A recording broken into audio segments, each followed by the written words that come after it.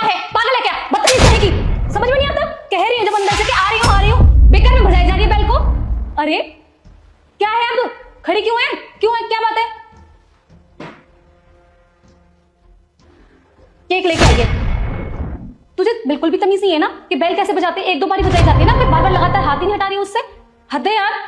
अब इसका बिल दे, कहाँ है बिल इसका भाई। ओ क्या है, हेलो, बिल कहाँ है इसका। पहले नहीं बता सकते थे मुंह से इसको कि 400 रुपए का बिल है, पर्ची पे लिख के दे रही है। पता नहीं कंपनी में कैसे कैसे लोगों को रख लेती है यार। अब रुक यहीं, लेके आती हूँ। ये लो पकड़ो। ऐसे क्यों खड़ी हो आप भाई, चेंज दो मेरे, पैसे वापस करो। सुनाई कम दे रहा है क्या, गूंगी बहरी है क्या। ओ हेलो, पैसे वापस करो मेरे, अरे मेरी चेंज वापस करो। ओ गॉड यार, ये कंपनी वाले, मैं तुम्हारी कंप्लेन करूंगी। अच्छा ओ अब समझ में आया, तो तुम्हें टिप चाहिए। और टिप क्या, मैं तुम्हें 1 रुपया भी ना दूं, ऊपर से तुम्हारी कंप्लेन भी करूंगी, नौकरी से निकलवाऊंगी तुम्हें मैं। मुझे इतना इरिटेट करके रख दिया यार। अब दो भी। हेलो, अबे खुले पैसे वापस करो ना मेरे। हाय तो गूंगी बहरी है क्या।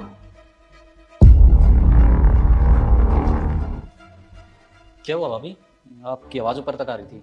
अब देखो ना भैया यार, मैं इतनी देर से इसको बोल रही थी, अंदर से आवाजें लगा रही थी कि मैं आ रही हूँ, बेल पे हाथ रखा हुआ है, बजाई जा रही है यार, इरिटेट करके रख दिया। अब मैंने इसको 2000 का नोट दिया, मुझे वापस ही नहीं कर रही है पैसे। टिप समझ के बहन जी ने रख लिए हैं, हदें होती है यार। भाभी इसको है ना सुनाई देता है ना बोल सकती है ये। अरे पिछले हफ्ते ही मैंने डिलीवरी ली थी ना, तो तब मेरे को पता चला ये मेरे घर पे डिलीवरी करने आई थी। अरे कुछ नहीं भैया, ये सारे फ्रॉड ही है, 1 नंबर के, झूठ बोल रही होगी, आपको नहीं पता। अरे नहीं भाभी, ये सच में ही ऐसे, देखो ना।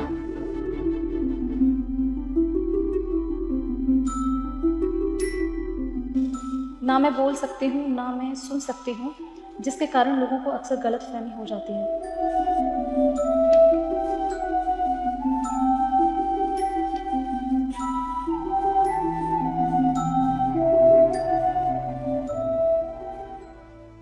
आज तो भैया मुझसे बहुत बड़ी गलती हो गई। आप चिंता मत करो भाभी, टेंशन मत लो। खैर मैं अब चलता हूँ। देखा आपने, मुझसे आज अनजाने में कितनी बड़ी गलती हो गई। अगर मैं उसकी बात ध्यान से सुन लेती, उसको समझ लेती, तो शायद मुझसे इतनी बड़ी गलती नहीं होती। हमें और आपको दोनों को ये समझने की और सोचने की ज़रूरत है कि अगर हम इस तरीके से जल्दीबाजी में फैसला करेंगे तो क्या इंसानियत बचेगी, नहीं ना। इसलिए हमें सोच समझ के और सामने वाले के फीलिंग्स को, उसकी बातों को समझ के ही डिसीजन लेना चाहिए।